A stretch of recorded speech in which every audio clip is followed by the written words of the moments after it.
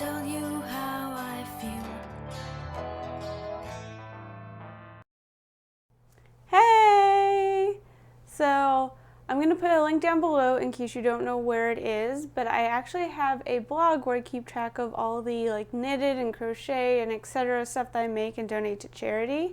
And I don't know, I thought it'd be kind of fun to make a video showing like what have I finished, like what kind of stuff do I have, so it can be seen in action rather than just in pictures on a blog.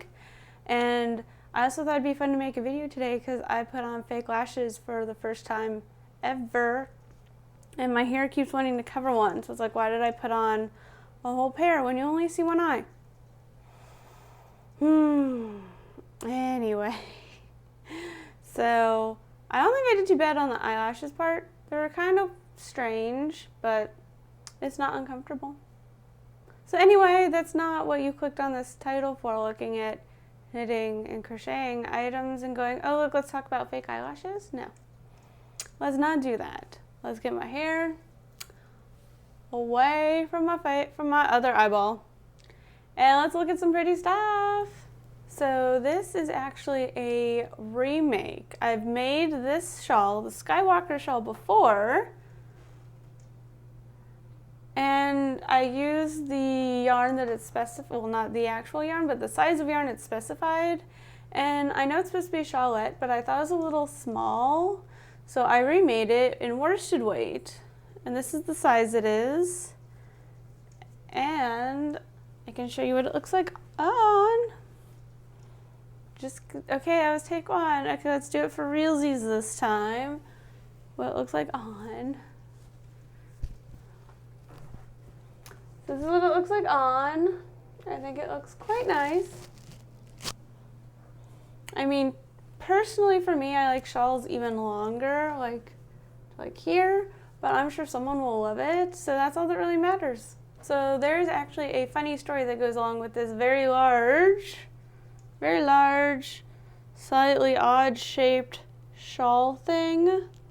And it's that at one point I had been going through random patterns on Ravelry and I saw the Stephen West herbivore shawl, and I was like, oh, that's so pretty, I want to make that at some point. So I put it in my queue, and then I was at Saturday morning knit morning. Does not roll off the tongue as well as knit night, but knit afternoon. I don't know, it goes from like 1 to 4.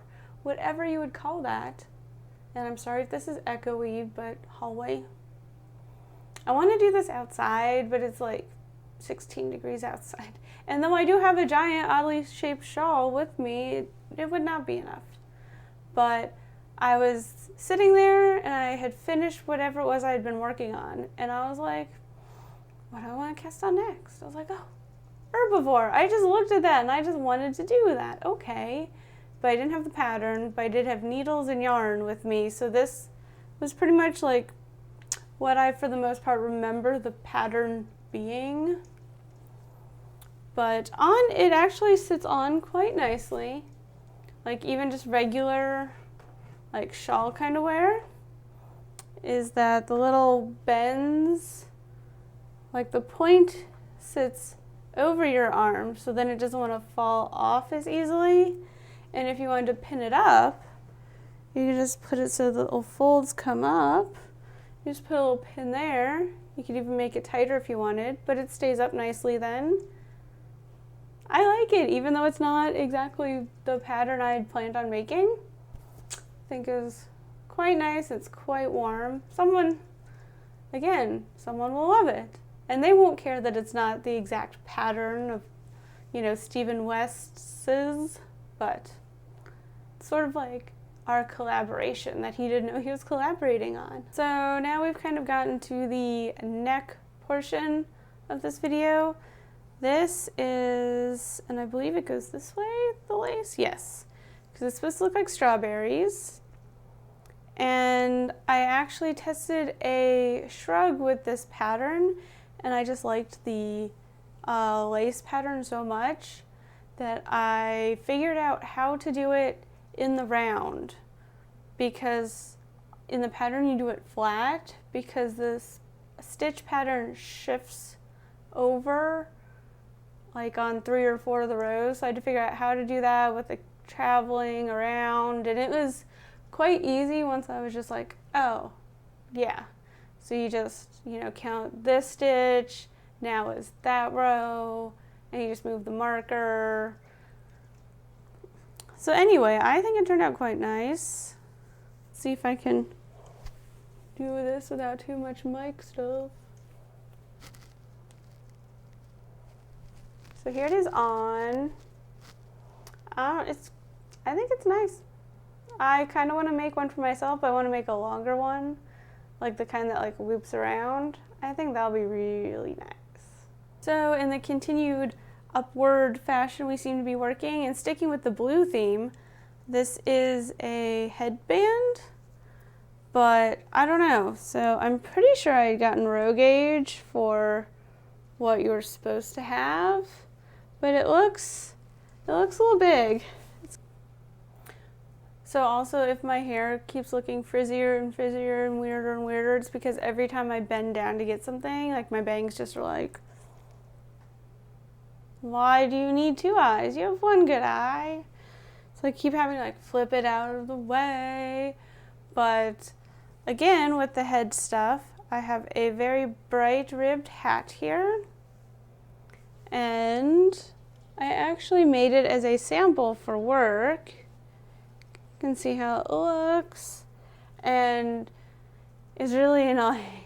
So most of the classes to make hats are done flat and then you seam them up, and I know I'm not the best or worst person when it comes to seaming.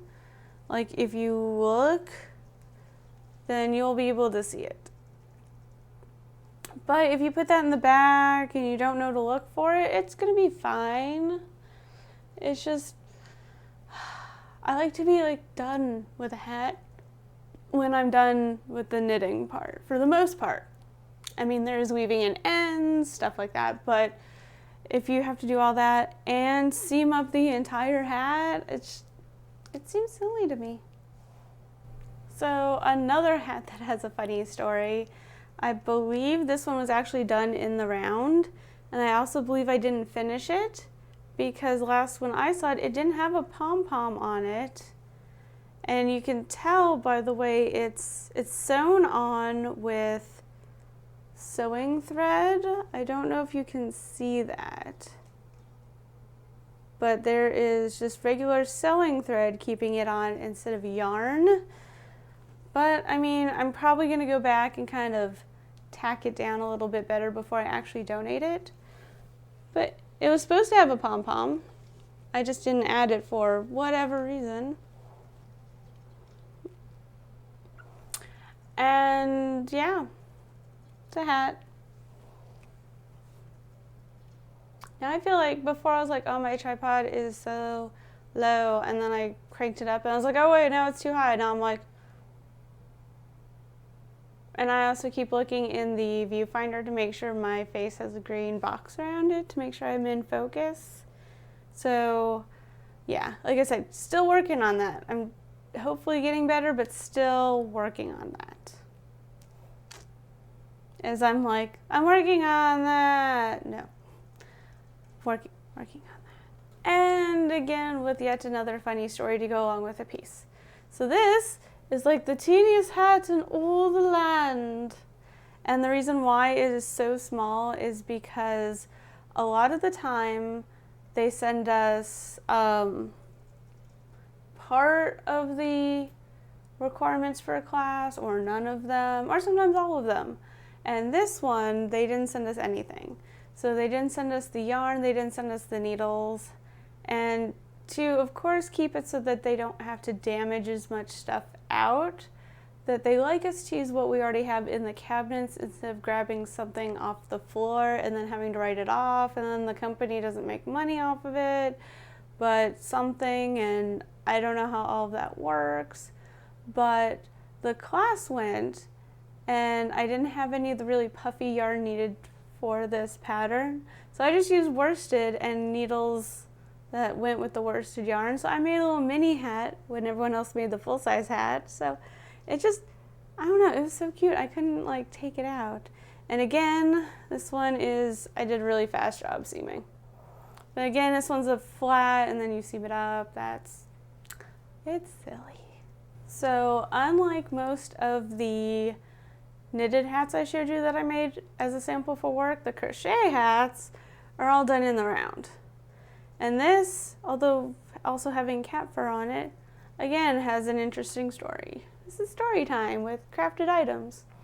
So the lady who took the class, I had taught the Crochet 101 to, and she had seen the sample and she's like, oh, that looks so difficult with the, like there are holes here and then there's solid bits here, and that just looks way too hard. Like, I cannot do that.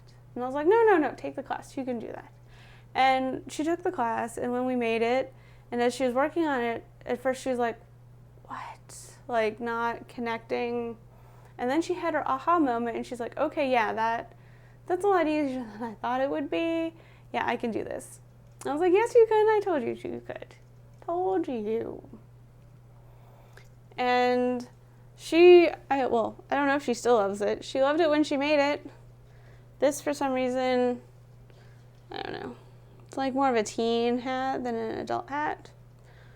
But it fit her, just the one that she made. I think she's a looser crocheter than I am. I tend to be a fairly tight crocheter and knitter. But it's a hat. It's purple. I love purple. But I'm giving it away. I'm not keeping it.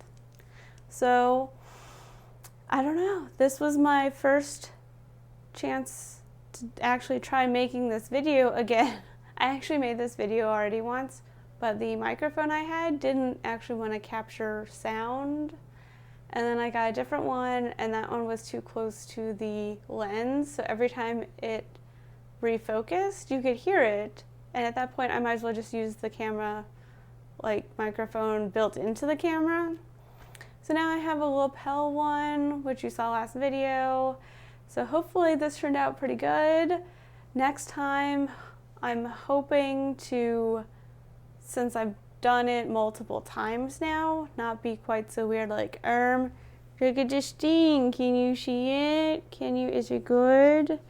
And then it'll just be like, hey everybody, and then I'll be all super professional, and it'll be great. So stay tuned for next time. We'll see how I do on that one. There will probably, maybe, I don't know. It's hard to tell how many items I make. Like the batch you just saw was actually over a few months, and I was thinking of doing this like the end of every month if I have more than one item made. But we'll see, maybe it'll be every few months. Maybe it'll just be surprise, and you just have to keep subscribing and staying tuned to see when I'll put one out. Again, I have no idea. I wish I did. I wish I could be like, and I'm totally gonna do this like every month, super awesomely. I'm gonna have so much stuff made, because so far for this month, I've not made a whole lot because I've been working 2 jobs, plus trying to do all my online stuff. It's been very busy, and I've had to deal with my cat possibly being a little sick or very sick or microscopic sick. We're gonna find out more later in the week. It'll be exciting in that way. That means a lot of expensive vet bills. But I'll see everybody next time. Hopefully I'll have lots more knitted items to show off. Bye! Well, and crochet. Knitting and crochet, and possibly sewing. And who knows? Again, you have to come back and see. Bye!